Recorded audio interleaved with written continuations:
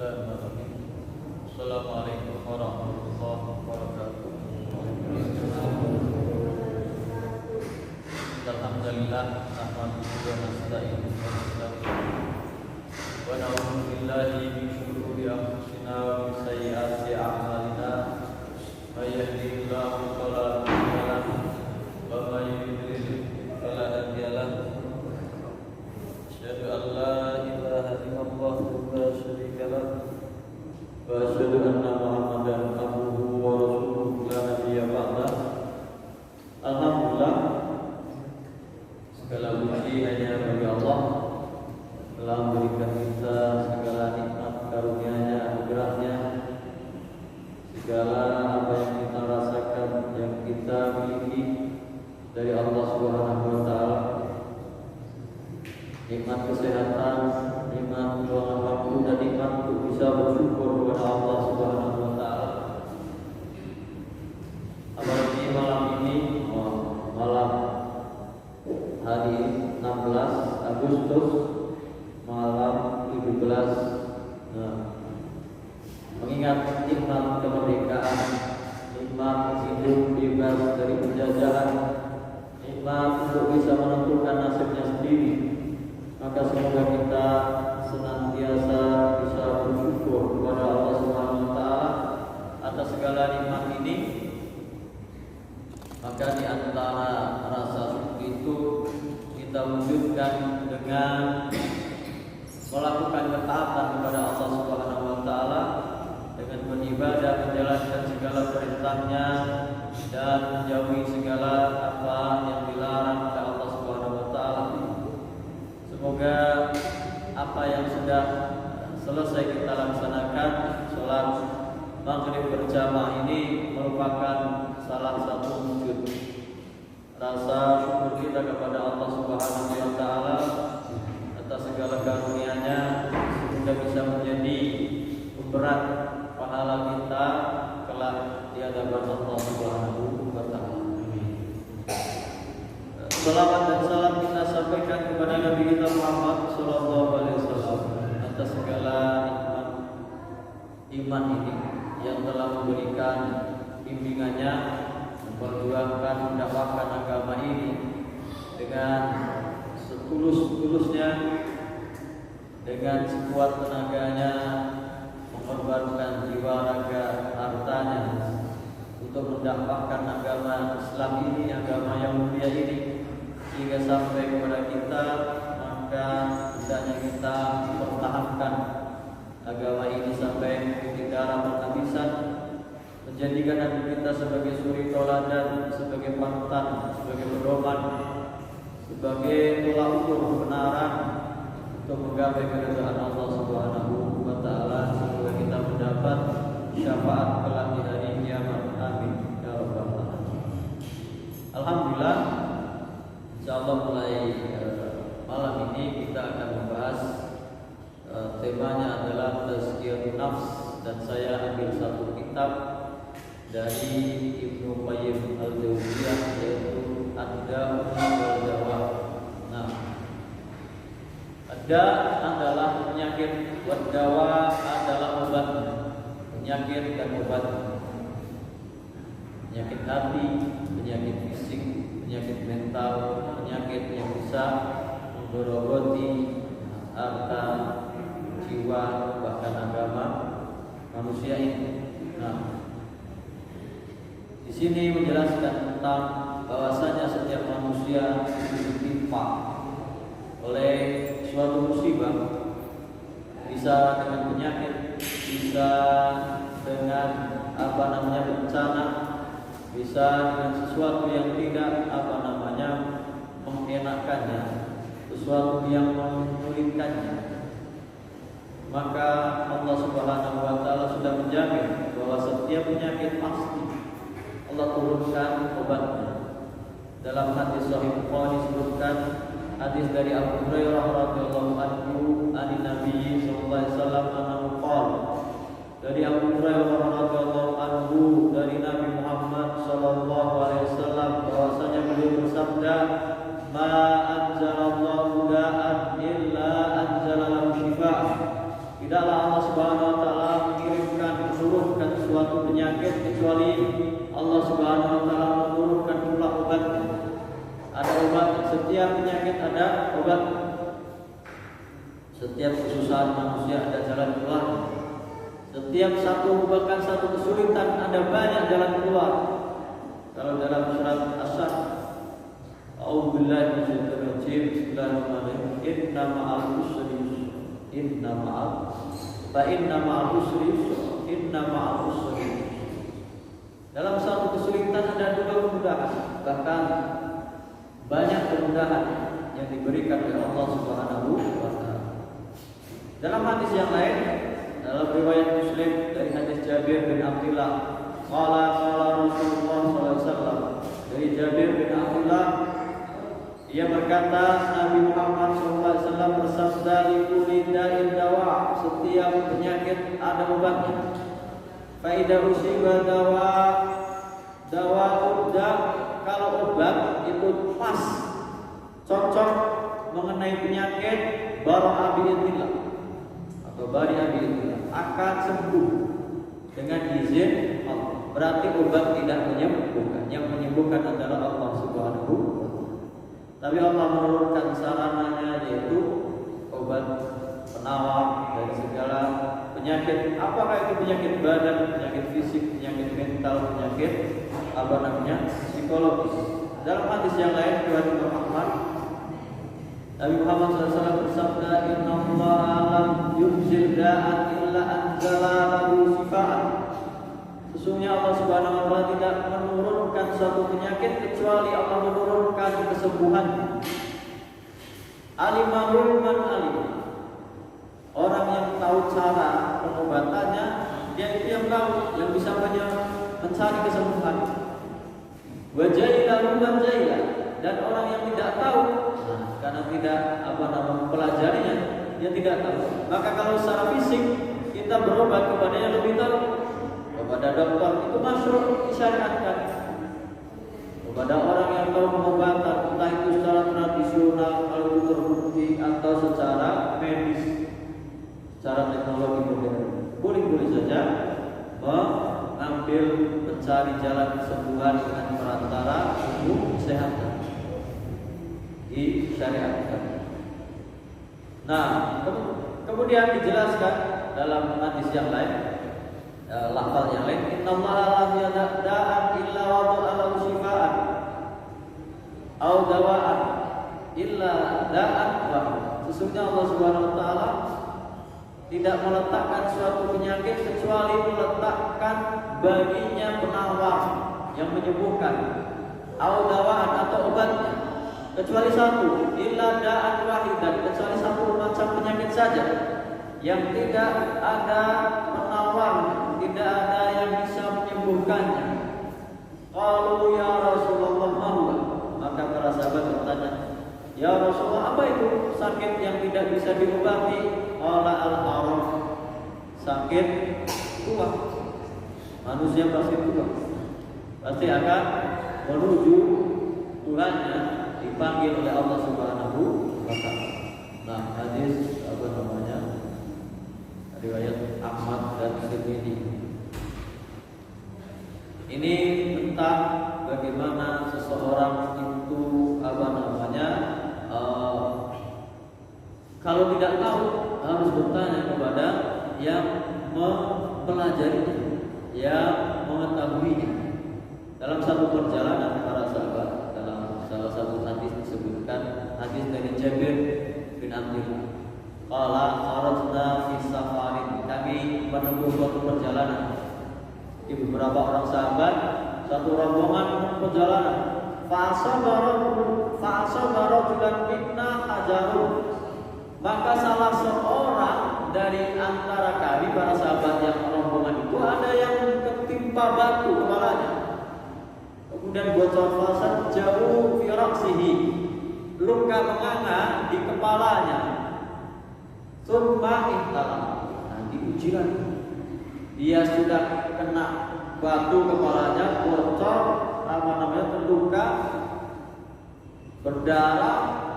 Kemudian malam itu juga dia pipi basah, ihtalam.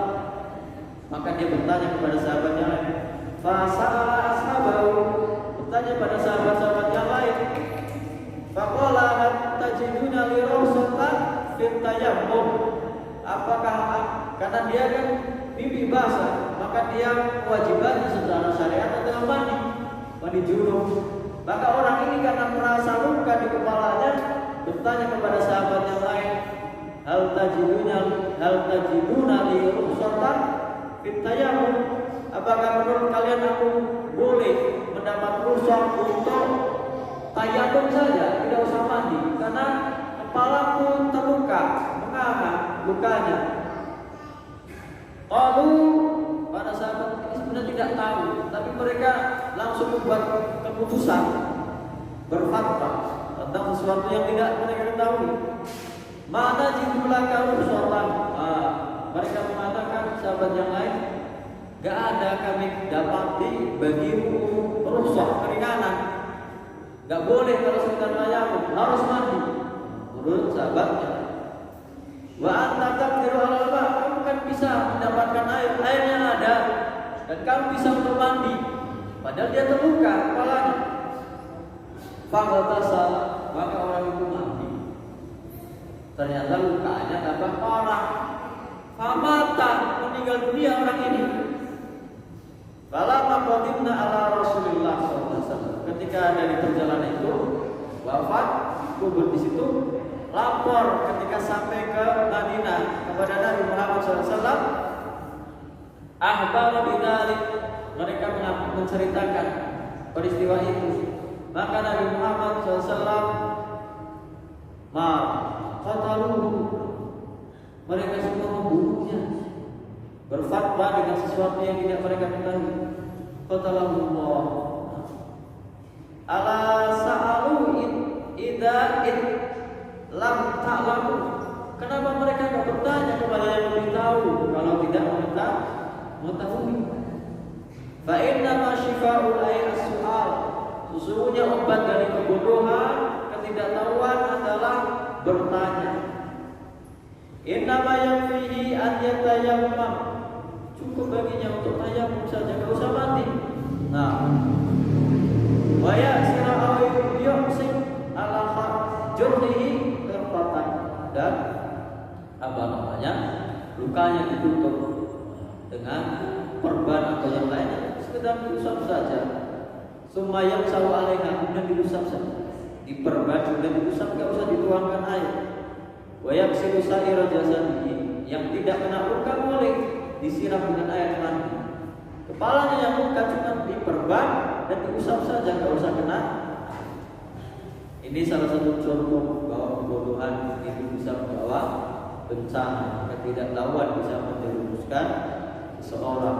Nah, kemudian di antara yang menyembuhkan segala penyakit, apakah segala penyakit di sini adalah yang kita dapati warisan dari Nabi kita Muhammad sallallahu alaihi wasallam, yaitu Al-Qur'an, yang harusnya kita pelajari, kita baca, kita renungkan, kita tadabburi maknanya. Faqad akhbara subhanahu anil Qur'an annahu shifa. Dalam beberapa ayat Allah Subhanahu wa taala berfirman menjelaskan bahwasanya Al-Qur'an ini termasuk penyembuh segala penyakit yang kalian rasakan, yang menimpa kalian. Kalau dalam surat Fussilat ayat 44 disebutkan, walau ja'alnahu Qur'anan a'jamiyyan laqalu laula fussilat ayatuh. Kalau seandainya kami jadikan Al-Qur'an ini bukan dengan bahasa Arab, a'jami, non Arab, maka tentu mereka akan mengatakan laqalu laula fussilat ayatuh. Kenapa tidak dirinci, tidak dijelaskan dengan gamblang ayat-ayatnya? Tidak sebagaimana dengan bahasa Arab yang sangat istimewa. A'jamiyyu wa arabiyyu. Apakah Al-Quran ini akan diturunkan dengan bahasa Arab dan bahasa Ajam non Arab, sedangkan nabinya orang Arab? Nah, qul huwa lilladzina amanu hudan wa shifa. Katakanlah Al-Quran ini bagi orang-orang yang beriman adalah membawa petunjuk dan syifa, membawa kesembuhan yang bisa menyembuhkan.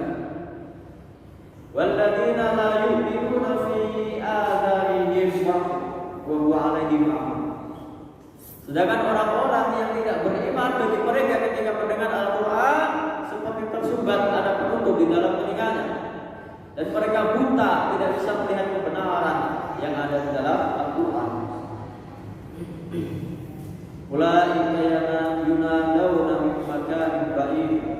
Mereka itulah orang-orang yang tidak beriman, seakan-akan dipanggil dari tempat yang sangat jauh, tidak sampai kepada mereka panggilan kebenaran dari Al-Quran. Kalau dalam surat Al-Isra disebutkan, nah ini lebih khusus lagi, ayat 82 surat Al-Isra, wa nunazzilu minal Qur'ani ma huwa syifaa'un wa rahmatun lil mu'minin. Dan kami turunkan dari Al-Quran ini ma huwa syifaa'un, yang bisa menjadi obat dan kasih sayang bagi orang-orang yang beriman, bagi yang beriman. Ini menjadikan bahwa hati kita, bahkan fisik seseorang, ada obatnya di dalam Al-Quran.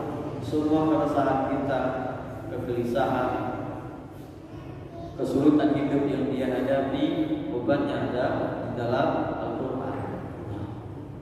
Sahabat tidak pernah tahu, bahkan belum diajari oleh Nabi Muhammad SAW bahwa Al-Quran itu bisa menyembuhkan. Lalu dalam hadis Sahihain, hadis Bukhari dan Muslim, ada cerita hadis dari Abu Sa'id. Qala intalaqa nafarun min ashabin Nabi sallallahu alaihi wasallam fi safaratin safaruha. Ada serombongan sahabat Nabi Muhammad SAW menempuh perjalanan hatta nazalu ala hayyin min ahya'il Arab, sampai mereka singgah di salah satu kampung, di kampungnya Arab Badui, Arab Badui yang di pedalaman di padang pasir. Fastadafur fa'abaw an yughayyifu. Di antara ada orang Arab yang terpuji adalah mereka mau menjamu orang yang dalam perjalanan, memberi makan, menjamu tamu yang lewat ke tempat mereka. Maka para sahabat ini minta dijamu oleh penduduk kampung tersebut. Fa'abau an yughayyifu, maka penduduk kampung tersebut tidak mau. Abadu tidak mau, menolak untuk menjamu para sahabat yang lewat ini. Lalu sahabat itu sudah berlalu, mau pergi. Nah, ketika sedang mau pergi, faludhiya sayyidu dzalikal hayy. Pemimpin kaum tersebut, pemimpin desa atau kampung tersebut, ludhiya, tersengat oleh hewan berbisa. Ada yang mengatakan tersengat oleh kalajengking, maka sakit. Fasa'alahu bi kulli syai', maka mereka berusaha sekuat tenaga mencari obatnya.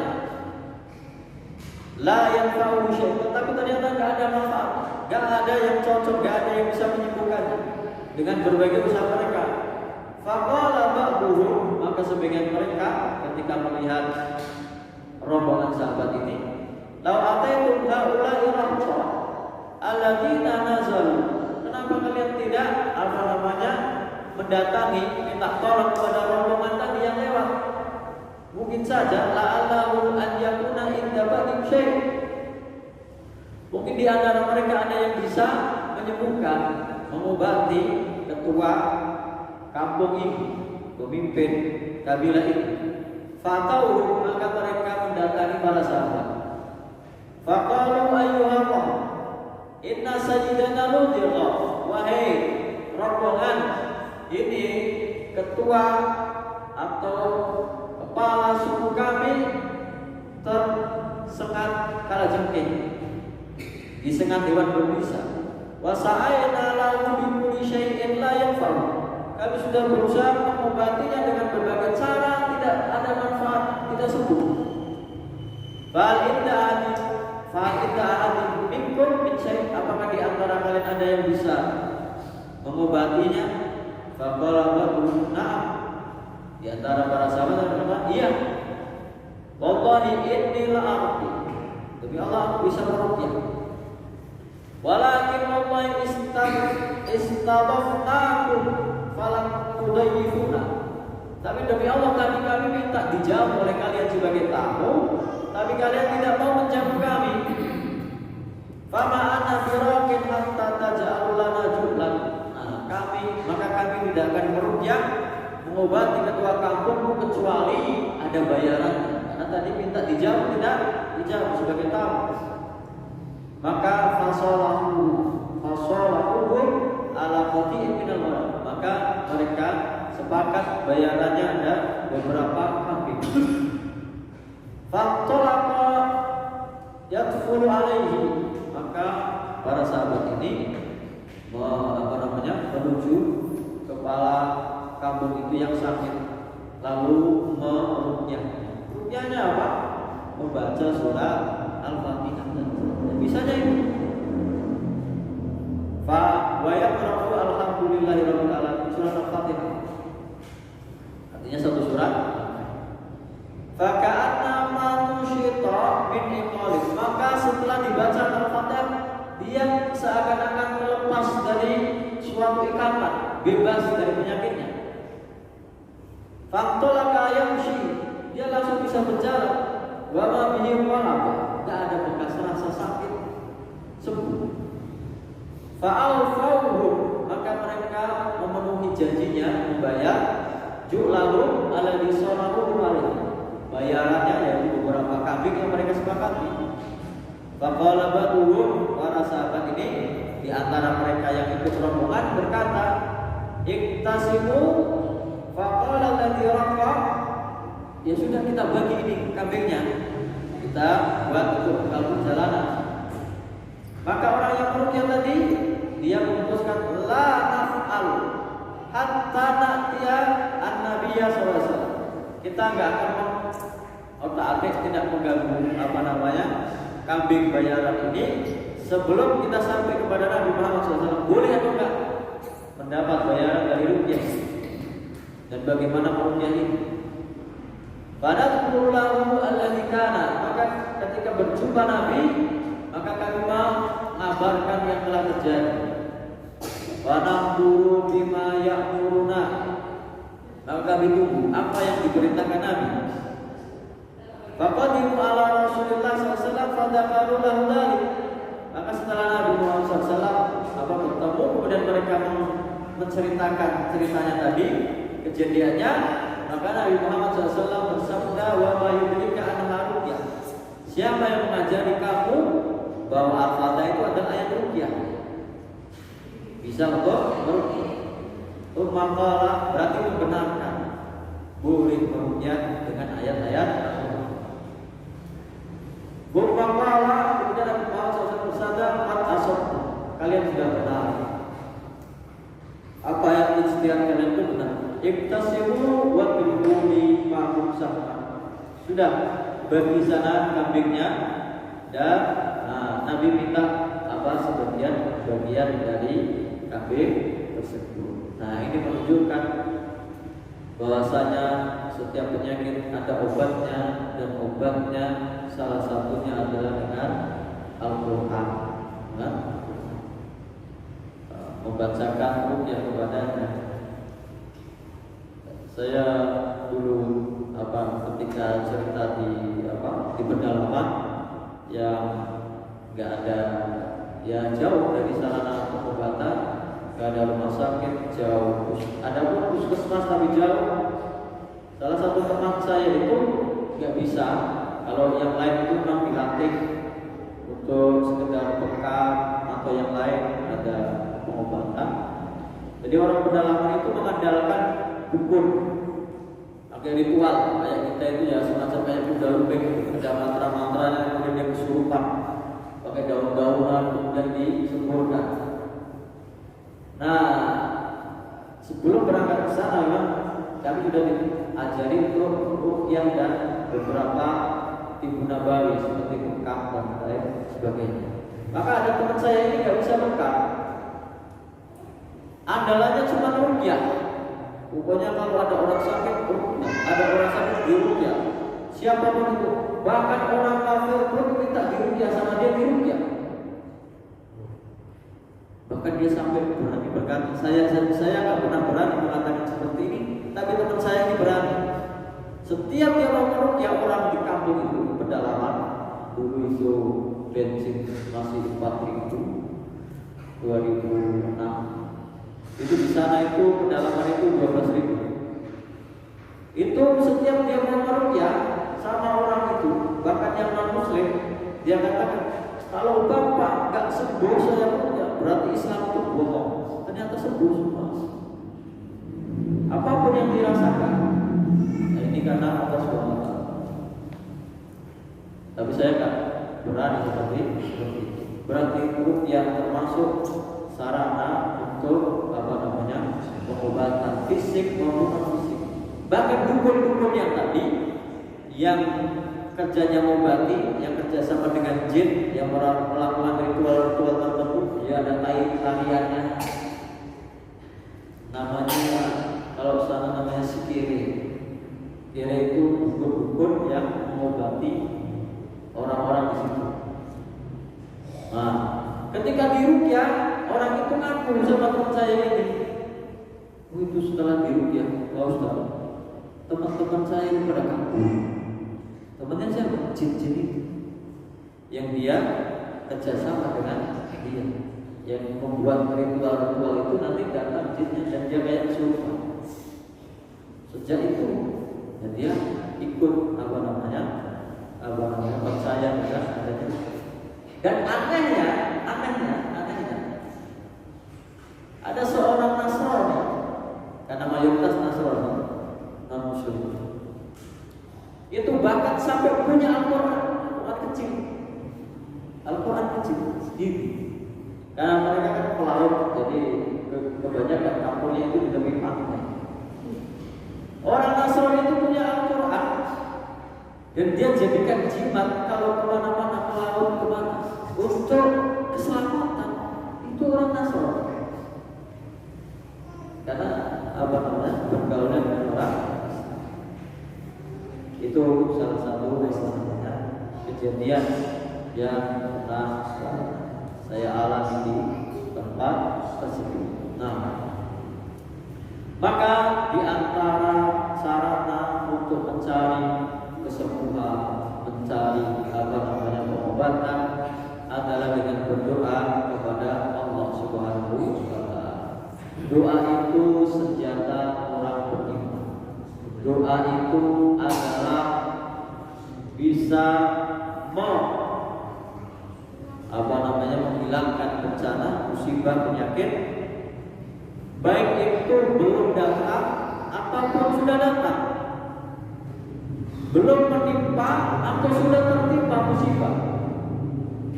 Kalau sudah tertimpa musibah, bisa mengangkat musibah itu, menghilangkan penyakit besar, atau sekedar meringankan menjadi lebih ringan, tidak terasa berat. Tapi kalau yang belum terjadi, bisa menghindari. Tadinya mau kena bencana karena kita berdoa, banyak mendekatkan diri kepada Allah, maka bencana itu tidak menimpa. Maka dalam kehidupan kita sehari-hari, kita dianjurkan untuk banyak berdoa. Ada zikir-zikir yang harus atau yang disunahkan untuk dibaca. Ada zikir pagi dan petang. Dan teman saya itu yang ruqyah itu, pokoknya kalau memang mau ada pasien, dia sebelum ruqyah, pokoknya sehari itu dia nggak lupa zikir pagi dan zikir petang. Baru setelah merasa telah melakukan zikir, lalu dia berani untuk meruqyah dengan izin Allah. Ini ya contoh kasus saja. Tidak, dan yang penting dalam ruqyah itu bukan bagaimana membacakan ayat-ayat atau hadis atau doa atau zikir kemudian pasti sembuh. Bukan itu intinya. Intinya adalah mengembalikan semua itu kepada Allah Subhanahu wa Ta'ala. Saya membacakan Al-Quran ini adalah sarana yang disyariatkan oleh ajaran Islam untuk mencari kesembuhan. Mengenai sembuh atau tidak, itu Allah Subhanahu wa Ta'ala yang menyembuhkan. Wa syafi, Maha yang menyembuhkan, bukan saya, bukan bacaannya, bukan Al-Qur'annya. Jadi kalau ada orang yang diruqyah kemudian tidak sembuh, bukan Al-Qur'annya yang salah, bukan orangnya yang salah, tapi memang itu dari Allah Subhanahu wa Ta'ala. Karena Allah yang menyembuhkan, bukan manusia, bukan bacaannya, bukan orang. Maka siapa saja kalau bisa baca Al-Quran ya disunahkan untuk meruqyah dirinya masing-masing. Lalu dari doa ini, sesuatu yang ingin tercapai dengan doa ini, ada yang ibaratnya kalau sasaran, ada yang langsung kena, ada yang agak meleset, ada yang kena tapi lama, tergantung dengan beberapa sebab yang mengiringinya. Nah, ada beberapa sebab yang menjadikan doa itu terhalang. Ada di antaranya adalah penghalang itu memakan makanan yang haram. Kenapa doa kita tidak terkabul? Karena banyak konsumsi makanan yang haram, atau penghasilannya dengan cara yang haram, atau mendolimi orang lain. Bagaimana? Nanti kita sebutkan hadisnya. Nah, ada hadis tentang bagaimana Allah Subhanahu wa Ta'ala hanya mengabulkan orang-orang yang berdoa itu ikhlas kepadanya dan mengkonsumsi yang dihalalkan. Waktu orang zalim doanya susah untuk dikabulkan. Sebaliknya orang yang dizalimi, antara dia dan Allah tidak ada hijab, tidak ada penghalang dari doa.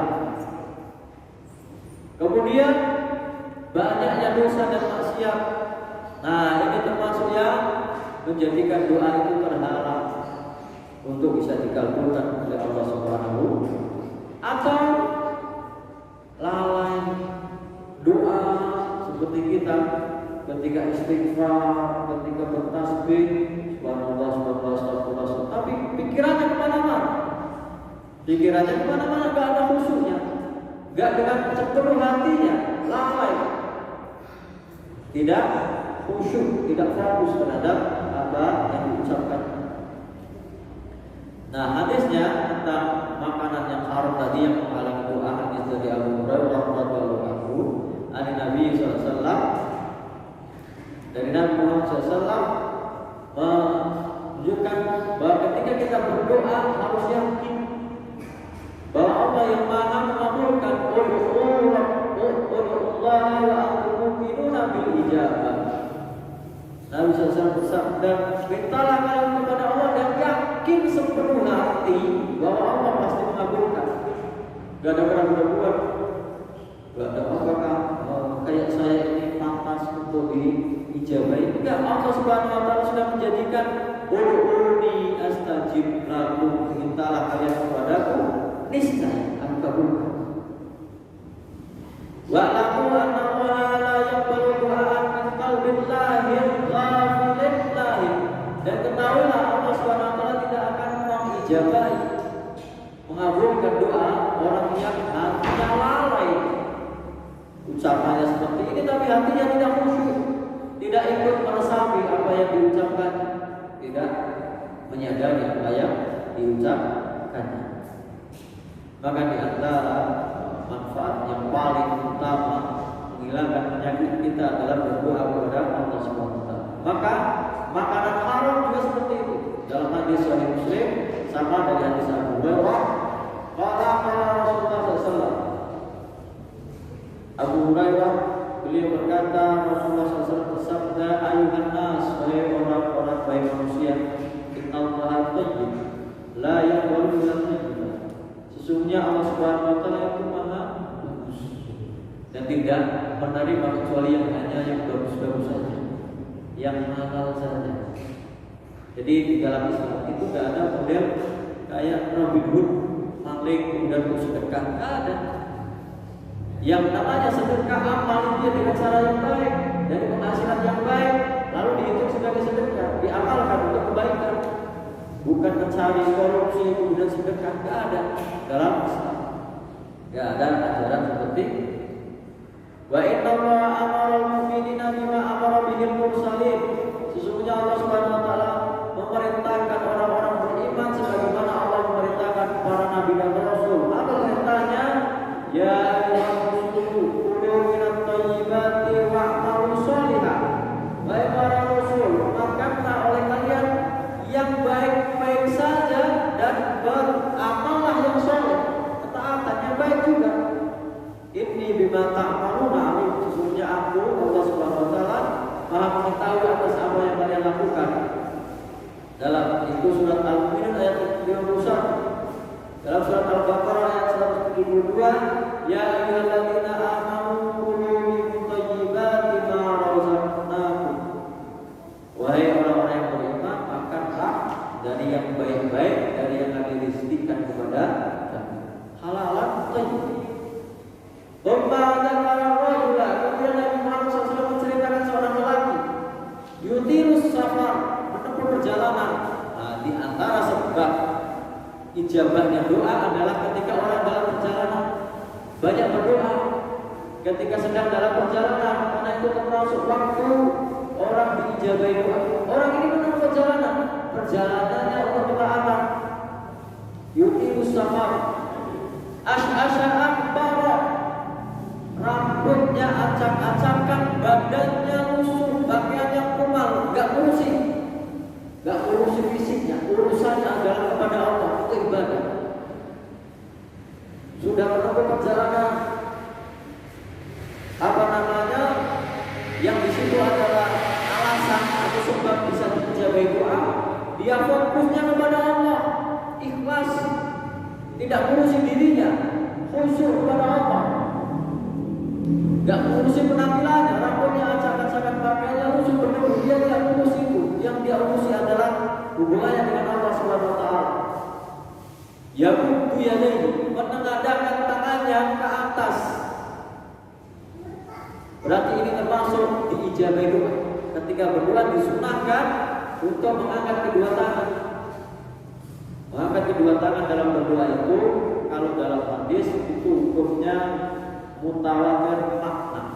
Mutawatir makna itu artinya dalam berbagai peristiwa Nabi Muhammad SAW diceritakan ketika berdoa mengangkat tangan. Dalam peristiwa yang lain mengangkat tangan. Tapi ada di tempat-tempat tertentu atau di peristiwa tertentu Nabi tidak mengangkat tangan.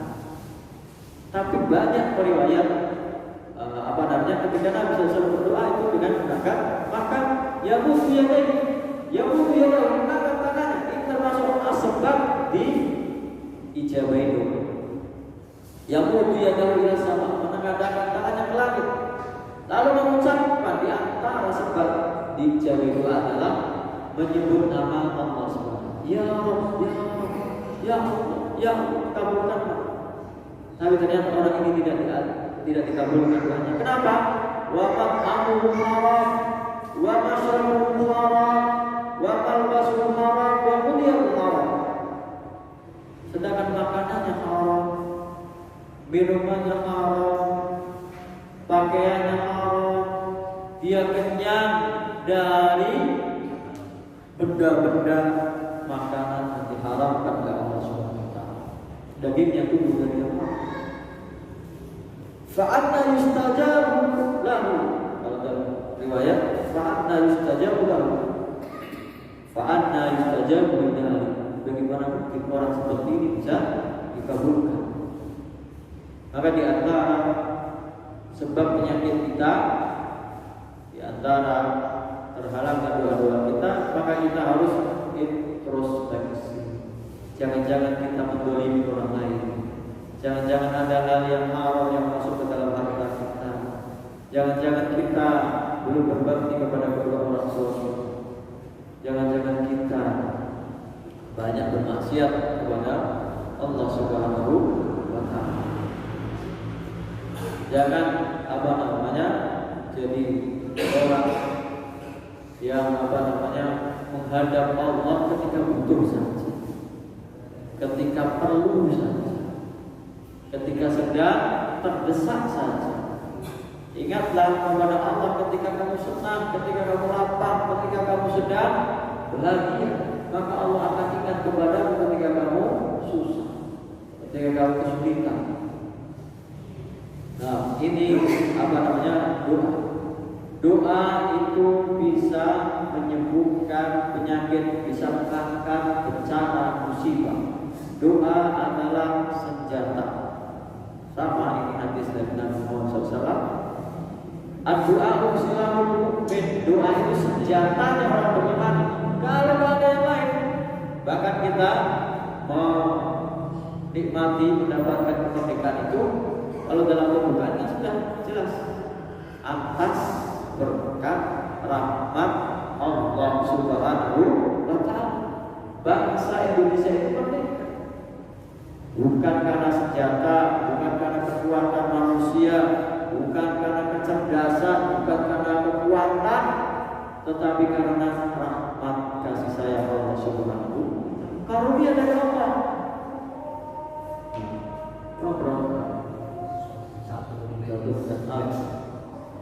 Doa silahul mukmin wa ibaduddin wa nurus samawati wal ardh.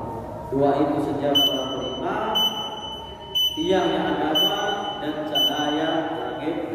Insyaallah kita lanjutkan dan wallahu ta'ala.